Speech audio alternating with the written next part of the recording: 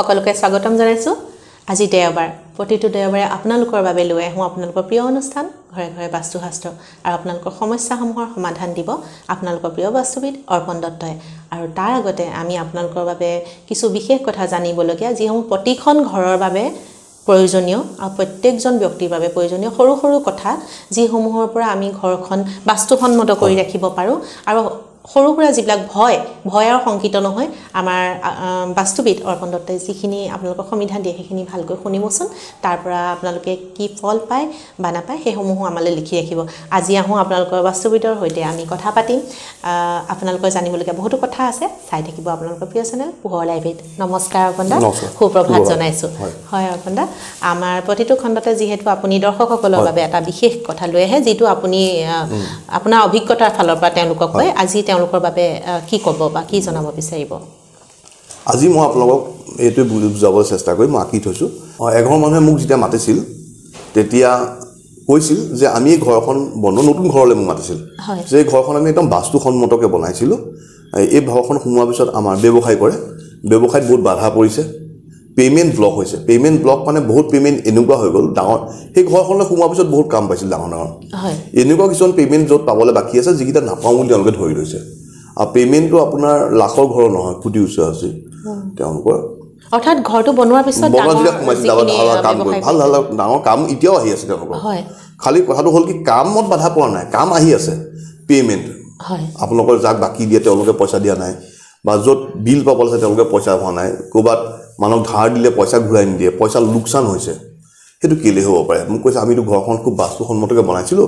আৰু ৰঙো আমি অফ হোৱাইট আৰু ক্ৰীম কৰি কাৰণ নতুন ঘৰটো সদায় বগা লাগে ৰাখে মানে যে কি হ'ব পাৰে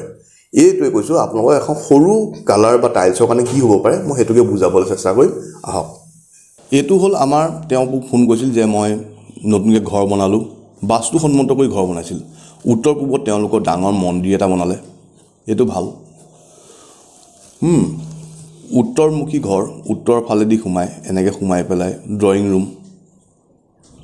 সোমালে উত্তৰেদি সোমালে উত্তৰ আমাৰ ভাল ড্ৰয়িং ৰুমত তেওঁলোক সোমালে বাহিৰত পূজা ঘৰ আছে পূবত এটা বেডৰুম আছে পশ্চিমত এটা বেডৰুম আছে উত্তৰ পশ্চিমত এটা বেডৰুম আছে উত্তৰ পশ্চিমৰ ফালে তেওঁলোকৰ টয়লেট আছে উত্তৰ পশ্চিমৰ ফালে তেওঁলোকৰ ছেফটি টেংক আছে একদম বাস্তুসন্মত এখন ঘৰ কিন্তু ইয়াত প্ৰব্লেমটো কি হ'ল আমি যেতিয়া ড্ৰয়িংখন বনালোঁ তেতিয়া দেখা গ'ল যে দক্ষিণ পশ্চিমৰ ফালৰ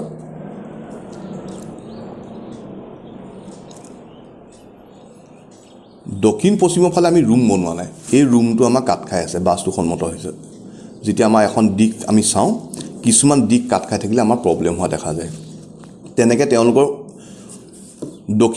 দক্ষিণ পূবত তেওঁলোকৰ পাকঘৰ আছে সেইটো কাৰণে খুব ভাল তেওঁলোকৰ উত্তৰৰ দৰ্জাখনৰ কাৰণে তেওঁলোকৰ ঘৰলৈ কাম সদায় আহি আছে তাৰপৰা কাম ভালে চলি আছে কিন্তু দক্ষিণ পূবৰ যিটো আমাৰ পাকঘৰ আছে গেছৰ স্লেবখনত ব্লেক গ্ৰেনাইট লাগি আছে দক্ষিণ পূবত আমি কেতিয়াও ক'লা লগাব নালাগে দক্ষিণ পূব দিশটো অগ্নি দিশ তাত কেতিয়াও ক'লা লগাব নালাগে ক'লা মানে জল আহি যায় তেতিয়া আমাৰ ঘৰত পইচাৰ প্ৰব্লেম হোৱা দেখা যায় পে'মেণ্ট ফচা দেখা যায় পে'মেণ্ট পাবলৈ আছে নোপোৱা দেখা যায় মানুহে ধাৰ লৈ পইচা ঘূৰাই নিদিয়া দেখা যায় তেনেকুৱা আৰু লগতে দক্ষিণ পশ্চিম দিশটো যে আমাৰ ঘৰখনৰ নাই এই ঘৰখন পৃথিৱী তত্ত্ব আমাৰ ঘৰ যেনেকৈ জল বায়ু অগ্নি পৃথিৱী আকাশ থাকে আমাৰ ঘৰখনতো এইটো জলৰ দিশ বায়ু দিশ অগ্নি দিশ পৃথিৱী দিশ আৰু আকাশ আমাৰ পৃথিৱী দিশটোৱে আমাৰ ঘৰ ষ্টেবিলিটি দিয়ে সেইকাৰণে তেওঁলোকৰ কাম বনত বাধা পৰে ষ্টেবিলিটি অহা নাছিল নতুন ঘৰখন অহাৰ পিছত তেতিয়া মই ক'লোঁ ইয়াতে সৰুকৈ এটা ৰুম বনাই দিয়ক যিটো ৰুমত আপোনালোকৰ অফিচ হৈ যাব দক্ষিণ পশ্চিমত অফিচ হ'ব লাগে এইখিনি কৰিলে এটা ঘৰ চিজিল হৈ যাব তেওঁলোকে কৈছিল যে হয় আমি এখন বাস্তুসন্মত ঘৰ বনালোঁ কিন্তু সৰু সুৰা এই ব্লেক গ্ৰেনাইটখন আমি ভুলকৈ লগালোঁ আৰু এই ৰুমটো যে কাট খাই আছে আমি ড্ৰয়িঙত ভালকৈ ধৰিব নোৱাৰিলোঁ আমি ভাবিছিলোঁ যে আমাৰ ঘৰটো এইটোৱে সদায় সেইকাৰণে ড্ৰয়িং এখন বনাই চাব আপোনালোকৰ ঘৰত কি ভুল হৈ আছে নিজে গম পাব ধন্যবাদ অৰ্পণ দা দৰ্শকসকলে নিশ্চয় এটা সৰু বস্তুৱে কেনেকৈ আমাৰ ঘৰক ক্ষতি কৰিব পাৰে সকলোৱে ভাল পায় যে গেছৰ স্লেবখন ক'লা হ'লে চফা হৈ থাকে কোনফালে লগালে ভাল হ'ব চবে পাকঘৰটোৰ কথা ভাবে কিন্তু পাকঘৰত লগোৱা টাইলছ মডুলাৰ কিটচেন কালাৰৰ কথা বহুত এটা ভাবে চবে ভাবে যে আমাৰ পাকঘৰটো দক্ষিণ পূবত হ'ব লাগে দক্ষিণ পূবতে আছে কিন্তু এটা কালাৰে যে কি কৰিব পাৰে সেইটো চাফা কৰিবলৈ সুবিধা হোৱাৰ বাবে তেওঁলোকে সেই কিছুমান কালাৰ নিৰ্বাচন কৰে কাৰণ পাকঘৰটো এটা ঘৰ ৰুম য'ত আমি বনাওঁ তাত আমাৰ ধোঁৱা তেল চিকটি তেল থাকে সেইকাৰণে আমি তাত অকণ ডাৰ্ক কালাৰ দি ভাল পাওঁ পাকঘৰটো মানুহে অফ হোৱাইট বা ক্ৰীম কালাৰ দিবলৈ বেয়া পায় কিন্তু বগাটো পটককৈ লেতেৰা হৈ যায় হয় উঠিব নোৱাৰে তেতিয়া কালাৰ কি কৰিব লাগে স্লেবখন কি লওঁ টাইলছ কি লওঁ অলপ ডাৰ্ক কালাৰ বিচাৰে তেনেকুৱাতে আমি ক'লা বা নীলা লগালে কি ভুল হয় সেইটোকে আজি মই বুজালোঁ হয় যিসকল ব্যক্তিয়ে ভাবে যে বাস্তু শাস্ত্ৰ কি বা বাস্তু আমি ইমান দিনে মনা নাই কি বা ক্ষতি কৰিব পাৰে জানো কিছুমান ব্যক্তি নেতিবাচক কিছুমান চিন্তা থাকে মোৰ নিজৰ ৰিলেশ্যনৰ মানুহ আজি অলপ দিনৰ আগত খবৰ পাইছোঁ মোৰ আইতা মানে মাহী আইতা তেওঁ মানে পৰি ভৰিত দুখ পালে আৰু আমি মানুহৰ ঘৰলৈ যাওঁ বাস্তু পৰি নাথাকোঁ কাৰণ আমাৰ মানুহে সুধিলে আমি কওঁ দক্ষিণত তেওঁলোকৰ দক্ষিণ পূব আৰু দক্ষিণত তেওঁলোকৰ ড্ৰয়িং ৰুমটো আছে আৰু মানুহ ঘৰে গোটেই পৰ্দাখিনি নীলা ডাৰ্ক ব্লু কালাৰ চাৰিখন লগাই থৈছে হয় ৰুমটো বগা পৰ্দাকেইখন মই মানুহে দেখি ভাল পাইছে কিন্তু মই বাস্তুসন্মত মানুহৰ কাৰণে মই খুব দিগদাৰ পাইছোঁ কাৰণ দক্ষিণ পূব দিশটো আমাৰ অগ্নিৰ দিশ তাত নীলা আৰু যদি ক'লা আহি যায় জল আহি যায় কেলে এখন নৈ আমি ৰাতি ক'লা দেখোঁ দিনত নীলা দেখোঁ নীলা আৰু ক'লা ৰংটো আমাৰ অগ্নিৰ জেগাত যদি জল আহি যায় তেতিয়া মানুহৰ ঘৰত দুখ পোৱা হয় পইচা লোকচান হয় পুলিচ কেছ হোৱা দেখা যায় তেওঁলোকক মই ক'লোঁ পিছত কিন্তু আজিৰ তাৰিখতো তেওঁলোকে সলোৱা নাই বহুত ব্যক্তি থাকে আমিও শুনিছোঁ বা আমি নিজেও পাইছোঁ একো নাই আপোনাৰ যোনে মই কৈছোঁ যে কোনেও কৰিব নালাগে জোৰ দিয়া নাই যদি পাৰে চেঞ্জ কৰাটো ভাল হয় নিশ্চয়কৈ বিপদ আমি আগত আছে বুলি জানি সেইটোৰ পৰা সতৰ্ক থকাটো নিশ্চয় ভাল সেয়েহে কৈছোঁ যে নেতিবাচক কিছুমান ব্যক্তি থাকে যে যিদৰে আস্তিক থাকে বা নাস্তিক থাকে এই কথাবোৰ মই কোৱা কথা নহয় এই কথাবোৰ আমাৰ এখন গ্ৰন্থ আছে বিশ্বকৰ্মা প্ৰকাশ যিটো আজি 8,000-10,000 বছৰ ঋষি মুনিয়ে লিখা তেওঁলোকৰ কথাখিনি আমি কৈ থাকোঁ এইটো নহয় যে অৰ্পণ দত্তই কৰিছে অৰ্পণ দত্তই একো কোৱা নাই অৰ্পণ দত্তই সেই তেওঁলোকৰ পৰা শিকিছে সেই কথাখিনিকে মই বুজাবলৈ চেষ্টা কৰিছোঁ আৰু বহুত মানুহ এইখিনি শিকিবলৈ সময় নাই আমি গৈ দিল্লীত শিকিছোঁ অমুকত শিকিছোঁ আৰু এইটো ইণ্টাৰেষ্ট লাগিব চবৰে শিকিব নোৱাৰে আমি শিকি আহিছোঁ কাৰণে বুজাবলৈ চেষ্টা কৰোঁ আগৰ দিনতো জ্যেষ্ঠজনে কৈছিলে যে পূবে ভঁৰাল পশ্চিমে ভঁৰাল তেনেকুৱা ধৰণৰ আজি আপোনালোকে দিল্লী যায় চবে ফুৰিবলৈ হয়নে দিল্লী গৈ আপোনালোকে কুটুব মিনাৰলৈ যাব কুটুব মিনাৰত সোমাই যাব কুটুব মিনাৰ যিটো মিনাৰটো আছে সেইটো দক্ষিণ পশ্চিম আৰু পশ্চিমৰ ফালে আছে চাব তেতিয়া দিনতে কুটুব মিনাৰটো বনোৱাৰ বাস্তুসন্মত বনাইছে কুটুব মিনাৰত দুখন দৰ্জা আছে এখন পূবত আছে এখন উত্তৰত আছে দুখন গেট আছে মিনাৰটো দক্ষিণ পশ্চিম আৰু পশ্চিমত আছে তাৰপৰা পূব আৰু উত্তৰত ফিল্ডখন খালী আছে দক্ষিণ পশ্চিমটো ওখ পূব আৰু উত্তৰলৈ ডাউন আছে আপোনালোকে নিজে ফুৰিবলৈ যাব সম্পূৰ্ণ বাস্তুসন্মত কুটুব মিনাৰটো বনোৱা আছে নিশ্চয় আমাৰ তাজমহলৰ চাৰিখন দৰ্জা একদম পুৰা হিচাপত লগোৱা আছে এবাৰ আপোনালোকে ফুৰিবলৈ যাওঁতে জেগাবোৰ চাবচোন হয়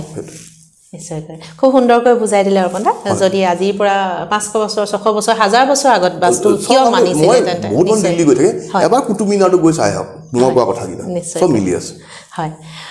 আজি আমাৰ অনুষ্ঠানৰ প্ৰশ্নোত্তৰ শিতানলৈ আহিছোঁ মীনাক্ষী কৰুণাই লিখিছে উত্তৰ পূব দিশত আমাৰ ভাড়াঘৰ আছে ৰাখিব পাৰিম নে জনাবচোন উত্তৰ পূবত ভাড়াঘৰ ৰাখিব পাৰিব কিন্তু সেই ভাড়াঘৰৰ কাৰণে আপোনালোকৰ সকলোৰে এটা লেট্ৰিন বাথৰুম বনাব লাগে যদি সেই লেট্ৰিন বাথৰুমৰ চেপ্টিক টেংকটো উত্তৰ পূবত পৰি গৈছে তেতিয়া গোটেই বাৰীখন কিন্তু লুকিত হৈ যায় মন কৰিব ভাড়াঘৰ থাকিলে প্ৰব্লেম নাই কিন্তু ভাড়াঘৰৰ যদি চেপ্টিক টেংকটো উত্তৰ পূবত আছে তাৰমানে বাৰীখনৰ উত্তৰ পূবত আপোনালোকৰ এটা চেপ্টিক টেংক আহি গ'ল তেতিয়া প্ৰব্লেম দিব পাৰে নিশ্চয় বিচিত্ৰ বৰাই লিখিছে মোৰ উত্তৰ পূব দিশত বাথৰুম আৰু লেট্ৰিনৰ টেংকি আছে সমাধান দিবচোন উত্তৰ পূব দিশত যদি একেবাৰে উত্তৰ পূব দিশত হয় তেতিয়া প্ৰব্লেম দিয়া দেখা যায় যদি আপোনালোকে সেই ঘৰখনতে আছে আপোনালোকৰ বাৰীখন বহুত ডাঙৰ হৈ আছে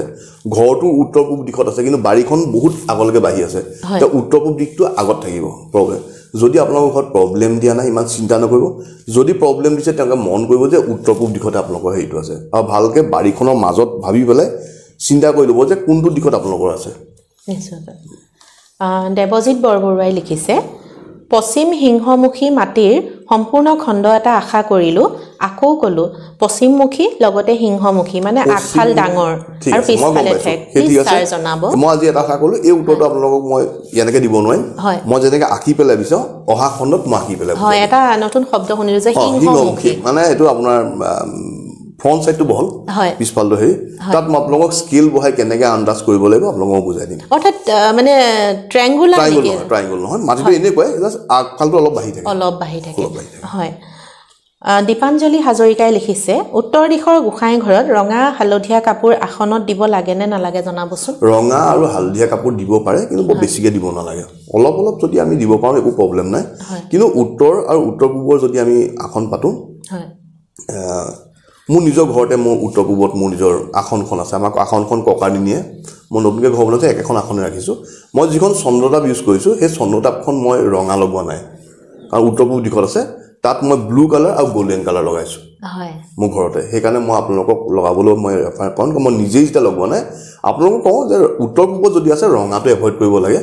পাৰিলে চিলভাৰ গোল্ডেন ব্লু তেনেকুৱা লগাব লাগে মই এতিয়া বগা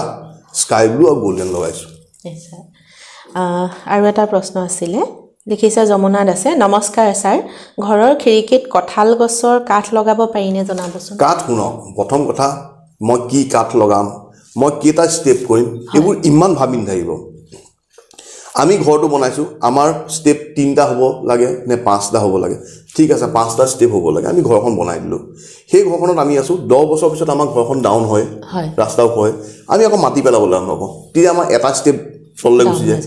2টা ষ্টেপ গুচি যায় তেতিয়া বনাওঁতে আমি বনাওঁ সেইকাৰণে এইখিনি ইমান কাউণ্ট নকৰিব প্ৰথম কথা চাব কাঠখিনি মেচিয়ৰ্ড হয়নে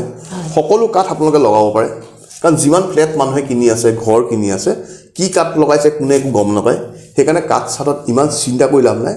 মন কৰক যে গোটেই ঘৰখন বাস্তুসন্মত হৈছে নাই খিৰিকী কেইখন বনাইছে দক্ষিণ পশ্চিমত খিৰিকী ইমান হ'ব নালাগে পূবত খিৰিকী হ'ব লাগে তেনেকৈ সেই কৰক বা এই কাঠ আপোনালোকে লগাব পাৰিব নিশ্চয় আজি অনুষ্ঠানৰ শেষৰটো প্ৰশ্নলৈ আহিছোঁ নামটো তেওঁ দিয়া নাই লিখিছে পশ্চিমমুখী ঘৰৰ টয়লেটটো কোন দিশে হ'ব লাগে জনাবচোন উত্তৰ পশ্চিমত পাৰিমনে সেইটো সুধিছে উত্তৰ পশ্চিমতো পাৰিবই টয়লেট এতিয়া পশ্চিমমুখী আপোনাৰ ৰাস্তাটো আছে যেনিবা তেতিয়া আপোনালোকে উত্তৰ পশ্চিমৰ এইফালে নালাগে উত্তৰৰ ফালে উত্তৰ পশ্চিমৰ ফালে চেফটি টেংকটো বনাব পাৰে তেতিয়া ৰাস্তা বা জিলিকি নাথাকে আৰু এটা দিশ আছে পূব আৰু দক্ষিণ পূবৰ মাজৰ এটা দিশ ইষ্ট চাউথ ইষ্ট পূব দক্ষিণ পূব বুলি কয় তাত আপোনালোকে বনাব পাৰে সেই দিশটো হ'ল আপোনালোকৰ পূবৰ পৰা অলপ দক্ষিণ পূব আৰু পূবৰ মাজৰ জেগাখন সেইখিনি অলপ নিৰ্ণয় কৰিবলৈ ভুল হয় সেইখিনি আমি স্কেল পাতিলেহে উলিয়াব পৰা যায় দিশটো লৈ পেলাই কিন্তু আপোনালোকৰ কাৰণে এটা ভাল দিশ আছে সেইটো হ'ল উত্তৰ পশ্চিম হয় ধন্যবাদ অৰ্পণ দা বহুখিনি প্ৰশ্নৰ সমাধান দিলে সকলোৰে ভাল হওক তাকে কামনা কৰি আজি অনুষ্ঠানৰ আমি শেষ পৰ্যায়ত উপনীত হৈছোঁহি সকলোকে পুনৰবাৰ শুভেচ্ছাৰ লগতে সকলোৱে ভাল হোৱাৰ কামনা কৰি আজি অনুষ্ঠানৰ পৰা মই বিদায় মাগিছোঁ পুনৰ লগ পাম আন এটি খণ্ডত চাই থাকিব আপোনালোকৰ প্ৰিয় চেনেল পোহৰ লাইভে ধন্যবাদ